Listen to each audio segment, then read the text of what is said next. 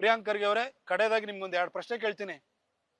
SM. Krishna ಅವರು ಈ ರಾಜ್ಯದ ಮುಖ್ಯಮಂತ್ರಿ ಆಗಿದ್ದಾಗ ಇಡೀ ನಮ್ಮ ಏನು ಕಲ್ಯಾಣ ಕರ್ನಾಟಕ ಇದೆ ಆ ಭಾಗದಲ್ಲಿ ಸೆಂಟ್ರಲ್ ಇಂಡಿಯಾದಲ್ಲಿ ಚರ್ಚ್ಗಳ ಮೇಲೆ ದಾಳಿ ಆಯಿತು. ಚರ್ಚ್ ದಾಳಿ ಆದಾಗ ಎಲ್ಲರೂ ಕೂಡ RSS, ಸಂಘ ಪರಿವಾರ, ಹಿಂದೂ ಸಂಘಟನೆಗಳು ಅಂತ ಬೈತಾ ಇದ್ರು. ಕೊನೆಗೆ ಅದರ ಬಗ್ಗೆ ತನಿಖೆ ಆದಾಗ ಅಂಜುಮನ್ ದೀನ್ದಾರ್ ಅಂತ ಒಂದು ಮುಸ್ಲಿಂ ಸಂಘಟನೆ ಅದಕ್ಕೆ ಕಾರಣವಾಗಿತ್ತು. ಅದು ನಿಮ್ಮೂರಲ್ಲೇ ನಡೆದಿದ್ದಂತ ಘಟನೆ. ಇಷ್ಟಾಗಿಯೂ ನೀವು RSS ಬೈತೀರಿ. ಇನ್ನೊಂದು ಕೇಳ್ತೀನಿ ನಿಮಗೆ, UN ಡೆಸಿಗ್ನೇಟೆಡ್ ಟೆರರ್ ಆರ್ಗನೈಸೇಷನ್ಸ್ ಅಂತ ಸಖತ್ ಖಾರ, ಬಣ್ಣ ಮತ್ತು ರುಚಿ ಆಚಿ ಚಿಲ್ಲಿ ಪೌಡರ್ ಇರುತ್ತೆ.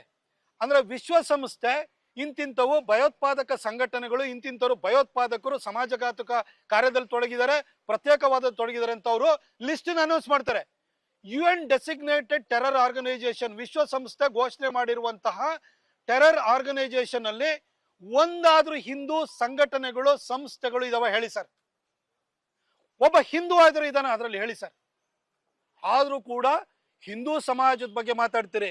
ಅವ್ರು UN ಡೆಸಿಗ್ನೇಟೆಡ್ ಟೆರರ್ ಆರ್ಗನೈಸೇಷನ್ ಅಲ್ಲಿ ಅಲ್ ಖೈದಾ ಇದೆ, ISIS ಇದೆ, ಅಬು ಸಯಾಫ್ ಇದೆ, ತೆಹ್ರೀಕೆ ಪಾಕಿಸ್ತಾನ್ ಇದೆ, ಅನ್ಸರ್ ದೀನಾ ಇದೆ, ಹಿಜ್ಬುಲ್ ಮುಜಾಹಿದ್ದೀನ್ ಇದೆ. ಈ ತರ ಸಂಘಟನೆಗಳು, ಎಲ್ಲಾ ಇಸ್ಲಾಮಿಕ್ ಸಂಘಟನೆಗಳಿದೆ. ಆದ್ರೂ ಕೂಡ ಸಮಾಜ ಒಡೆಯುವಂತವ್ರು ಯಾರೋ ಸಂಘ ಪರಿವಾರದವರು ಅಂತ ಮಾತಾಡ್ತಿರ್ತೀರಿ. ಸರ್, ಸಮಾಜಕ್ಕೆ ಅರಿವಿದೆ, ವಿವೇಚನೆ ಇದೆ.